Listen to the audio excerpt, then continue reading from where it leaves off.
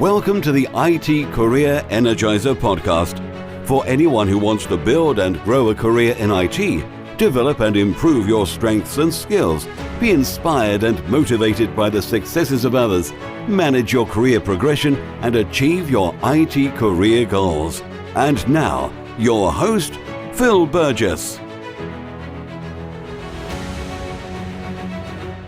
Welcome to episode 229 of the IT Career Energizer podcast. My guest on today's show is an engineering director working at Xing. He started his career as a software engineer working on virtual reality project and computer games. And after spending time on DevOps projects, he now focuses on helping cross-functional development teams to succeed. So welcome to the IT Career Energizer podcast, Nils Hofmeister. Hi, Phil. Thanks for having me. You're very welcome. Can I ask you a little bit about your role with Xing as engineering director and what that entails? I'm in charge of a couple of teams working in Hamburg and in Porto. It's cross-functional software development teams working on web applications, but also providing Android and iOS clients. So we pretty much do everything from front end to back end to recommender systems, big data stuff, pretty much everything you can think of. And we use agile processes for that, mainly Scrum. Also, our roles we use are coming from the Scrum framework. Sometimes we do Kanban, but yeah, that's pretty much it. So what I would call modern software development. That's what we do. I would say. Yeah, biggest challenge maybe to add that right now for me is remote work, right? So we're working across different locations and also with remoters working from wherever, right? So that's quite interesting at the moment, how to run that. Yeah, presumably that's the challenge there is balancing or managing the time zones and making sure that people can still communicate effectively. Yes. Since we are mainly operating in Europe, the time zones are not that bad. But I mean, it's tough when you on the one hand side, you have a full team with all the roles covered in one location. And then you have a couple of people just scattered around working on their own, right? It's a misbalance then, and that you need to manage. And you did spend some time working on DevOps as well. So you decided to move away from that area? Yeah, that was quite funny, actually. So I was developing games for a while, and then at some point I received an offer to go into a architect role for continuous integration systems. And that was before that, it was part of my job, but a small part actually. And then it became my full-time job. And then I was focusing on, continuous integration and version control and all that kind of stuff. And basically in that role, then just my responsibility was growing, and I was taking over other topics and then becoming an engineering manager at some point. Right. So it was more to do with the opportunity that was there rather than the decision to move away from DevOps. It just became a little bit more colorful and diverse what I did. And at some point, I delegated the technical task to a team when everything was growing, and I was then really focusing on the management part of things. So Nils, can you maybe share with us a tip, one that the audience may not be aware of and perhaps should? I was thinking how to answer that, and I think my answer is quite subjective and may sound a bit naive, right? So my top career tip would be karma works.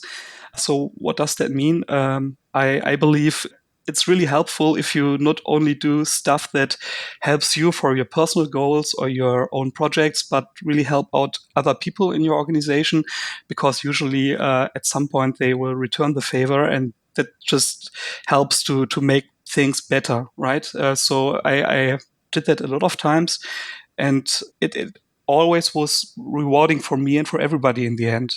So I would always try that. So be a giver, not always a taker. But there's one trap, right? It only works if your organization rewards such behavior. There are also organizations where you play a zero-sum game, and there it can't work. And I would never work again for such an organization. Yeah, that's to do with obviously the culture or sort of ethics of the company and how they like to work. Yes, exactly. So I would always try to work in an organization that appreciates collaboration and not local optimization and individual forthcoming. I really want a trustful environment, where you work together and you don't have any fears or need to be afraid of your colleagues or whatever, because, it just stresses me and I don't want that. And also for my people I work with, I want to build such an environment that you have psychological safety and you can focus on what you're working on and on your personal growth, of course, right? So presumably that is the case with your team at Xing as well. You make it a collaborative environment, presumably? I try to do that. And there are a couple of things to consider, right? I think it's important that pretty much everything that happens in the company is transparent to everybody, because only if everybody knows what's going on, then people can act, right? And one other thing that is very important to me is that I believe as a manager, you should always try to find people working with you who are better than yourself in that area of expertise. And if you manage to do so, then you should also delegate decisions to them, right? And Yep. and then of course you should be respectful and all these things, of course, right? And if you do it that way, I think the sum of all the people who work together, so what comes out of it is bigger than what just the individuals could achieve on their own. Yeah. One other thing I wanted to ask you about as well, so on the same lines, is the element that trust plays within that environment. Presumably, it's very important to build that level of trust to enable that culture to exist. Yes, and trust is really a difficult thing, right? Because you have to give it before you receive it, and that's of course not easy, right? And it takes time to build up, of course. So, Niels, can you tell us about your worst IT career moment and what you learned from that experience? Yes. So my worst career moment was when I first became a head of development. So basically, when I gained responsibility for multiple teams, because that was pretty much at the same time when in that company some mass layoffs were taking place. And basically, one of the first things I did in that role was to sit together with the CTO and like 20 people in a meeting room and tell them that they are fired. And that was really, really, really bad. And everything that happened afterwards, also, I didn't really like. The learning, it's tough because my learning is there is no good way to do such things. It's always painful and always leaves a situation behind, or an organization, a culture that has changed and probably not for the better, right? And therefore, I would always in the future try to avoid such situations. So rather be a bit careful with investing money, be a bit careful with hiring a lot of people, because that was really a bad situation. I don't want to repeat that. No, I'm sure. No, that's a tough one, isn't it? Yeah. Yeah. And moving away from your worst moment, can you perhaps tell us about your career highlights so far? Yeah. The thing is, there's not that singular achievement where I say that is my highlight in my life so far, because these big things are usually a team effort. And on the other hand, there are many, many things I can think of. But if I think about which situations are most rewarding to me, I would say that's basically complex big projects. When I was involved from the beginning, or even was part of the ideation phase, and then you start such a big project which involves dozens or more people, and goes on for maybe a couple of years, and you see how it develops, how people grasp the idea, interpret it, come up with better ideas, and bring it to life. And that's just so rewarding. So I had the pleasure to be involved with a handful of such projects, and to see how people took these ideas and what they made out of it. That's very satisfying for me. Indeed, yeah. So you're able to see the actual final result and what it meant and the impact that it had on the end users. Exactly. And what excites you about the future of careers in IT? IT as a very important part of technology is what drives all kind of innovation nowadays. I think when you're in IT, you have the opportunity to influence our future, how we will live, what we will do in the future. And that's super exciting for me, no matter what it is. If it's AI or whatever field I can think of, especially in software development, it's super exciting. And I also believe it's a safe bet, right? I mean, we are automating stuff more and more and more, but what I observe over the years is that we also have tremendously growing complexity, and we keep adding layer on layer of wrappers to cover that, and therefore also work won't run out, no matter how sophisticated our systems become. And do you have a particular view on where technology is going and what sort of opportunities might be available in the future? Oh man, that's a good question. Probably if I knew, I would have my own company already. Yes, yeah. Was there anything that particularly interests you in sort of direction that we're going or technology may be taking? It's really artificial intelligence. I'm super curious when we will be at a point when we really have reliable self-driving or self-flying cars, and when AI will really become closer to what real life forms can do. And I think it's not that far away. The pace with which it develops is super fast, and I think even in the next 5 years we will see really a lot of surprises. Yeah, it's difficult to predict, isn't it? Yes, And, yes. and you're right, it will be an exciting period, definitely. So we're going to go into the reveal round now. We're going to find out a little bit more about you and the way you think. Are you ready for this? Yes. So what first attracted you to a career in IT?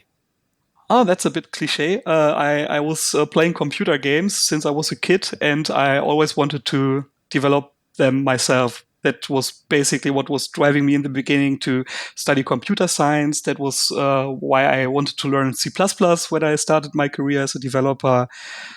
Yeah, and I enjoyed also building computer games, although it's a stressful business. Yes. So for you, it was presumably just a logical progression. Yes, yes, yes. And what is the best career advice you've ever received?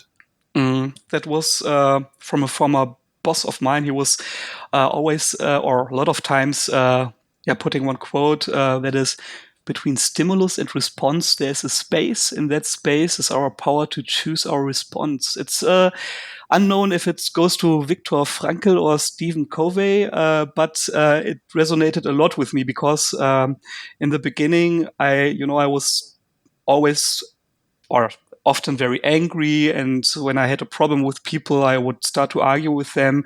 And then at some point, I just understood that doesn't make sense, right?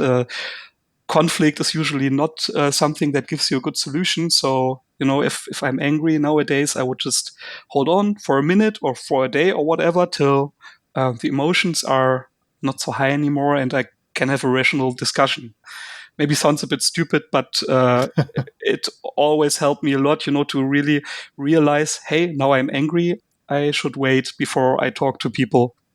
And conversely, what is the worst career advice you've ever received? It's also something I got from one of my former bosses, and it was basically the statement: if you want to be a good leader, you have to play that role. So I get it, right?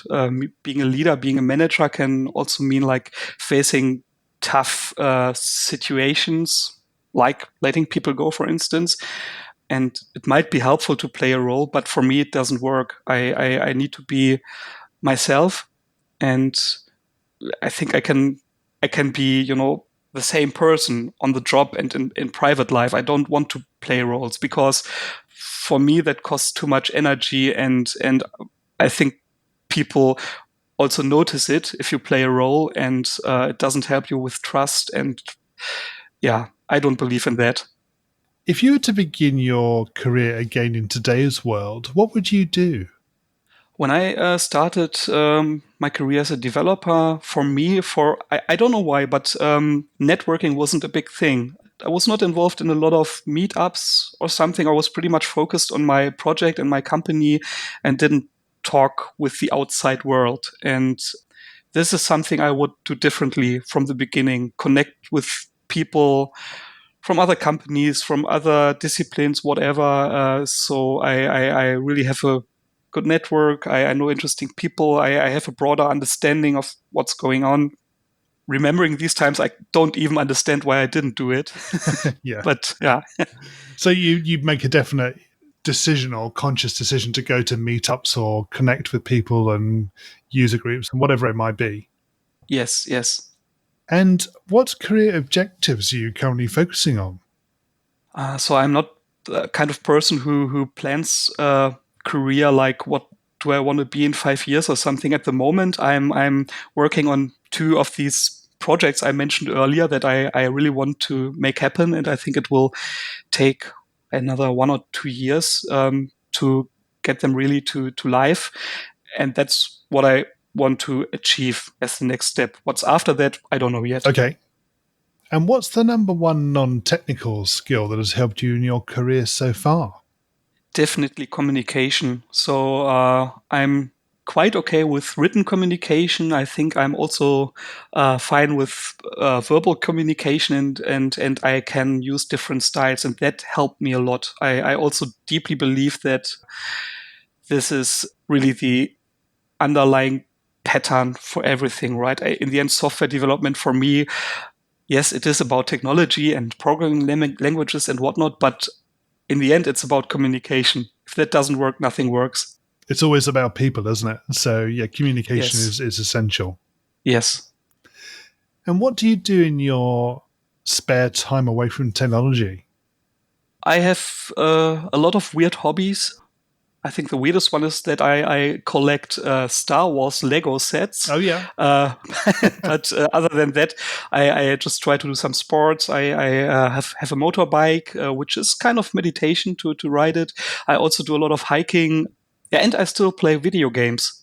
Right. Okay. And what do you do to keep your own career energized? I do some networking nowadays, of course, since I learned that. But there's one more thing that I can recommend. Sounds maybe a bit dangerous, but I try to at least once a year or so to be in hiring processes with different companies, right? To understand how these companies are working, what's different there, what can I learn from them. Of course, it's also interesting to understand your own value and how your role works in different companies. But being in these processes really helps me understand what other possibilities there are, what maybe I'm not doing in hiring, how different companies work, and that is really interesting. Yeah, so you're able to learn from those different ways of working as much as anything else. Yes, and you also learn a lot about culture when you attend interview processes. Indeed, yes. And Nils, can you share a parting piece of career advice with the IT Career Energizer audience?